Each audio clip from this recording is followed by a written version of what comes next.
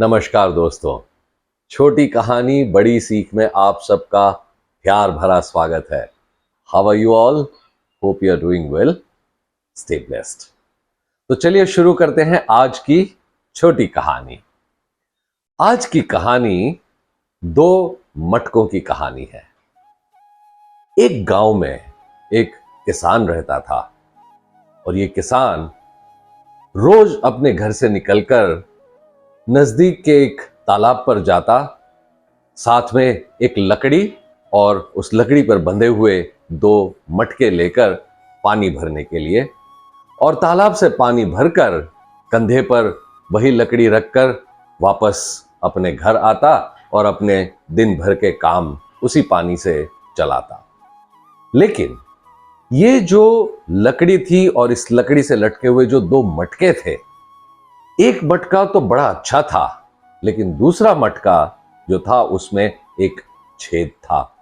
और इसकी वजह से जब भी ये किसान तालाब से पानी भरकर लाता तो एक मटके में तो पूरा पानी रहता, लेकिन दूसरे मटके से बहुत सारा पानी निकलकर बाहर गिर जाता। और इसलिए ये जो अच्छा वाला मटका था, ये बार बार उस दूसरे मटके की हंसी उड़ाता और दूसरे मटके से कहता, तू तो किसी काम का नहीं है, पता नहीं तुझे क्यों इस किसान ने अपने साथ रखा हुआ है। तेरे अंदर तो छेद है, अपाहिज है, तू अपना काम भी ठीक से नहीं कर पाता। मुझे देख, सारा का सारा पानी अपने अंदर भरकर मैं यहां तक लेकर के आता हूं, तुझे तो कुछ नहीं आता। अब ये जो दूसरा मटका था जिसमें छेद था, ये चुपचाप दूसरे मटके की बात सुनता रहता। और इस तरह रोज ये चलता। किसान जाता तालाब पर, पानी भरकर लकड़ी कंधे पर रखकर वापस अपने घर आता। और ऐसा सिलसिला कई महीनों तक चलता रहा। रोज ये जो पहला मटका था दूसरे मटके को इस तरह की कटु बातें सुनाता, और वो मटका जिसमें छेद था वो भी कहीं ना कहीं सोचने लगा था कि क्या करूं, मैं ऐसा ही हूं, क्या कर सकता हूं मैं। एक बार गांव वालों ने भी जब ये देखा तो इस किसान से कहा कि तुम क्या कर रहे हो? तुम देख रहे हो तुम्हारा ये जो मटका है, ये इसमें छेद है, इससे पानी बाहर निकल जाता है, तुम फिर भी इसे बदल नहीं रहे हो। रोज यही मटका लेकर के जाते हो पानी भरने के लिए, बदल दो, नया लेकर के आओ। और ये सुनकर जो पहला वाला मटका था वो भी बड़ा खुश हुआ कि अब देखो, इस मटके की तो खैर नहीं, अब ये बदला जाएगा। लेकिन आखिर वो तो किसान था।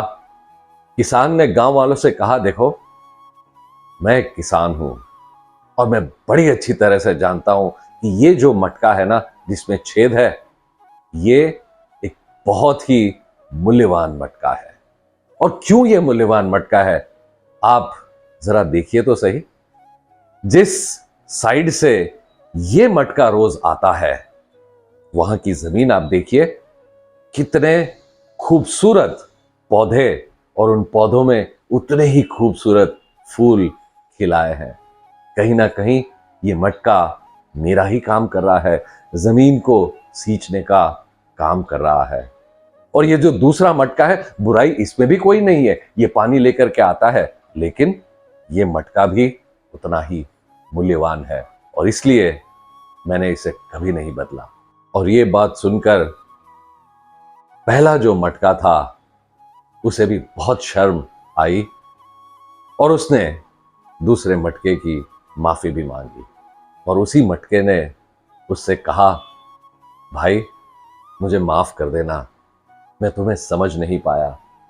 तुम्हारे अंदर छेद जरूर है, लेकिन वही तुम्हारा सबसे बड़ा ब्लेसिंग है, क्योंकि तुमने इतना बड़ा काम किया है जो मैं भी न कर पाया।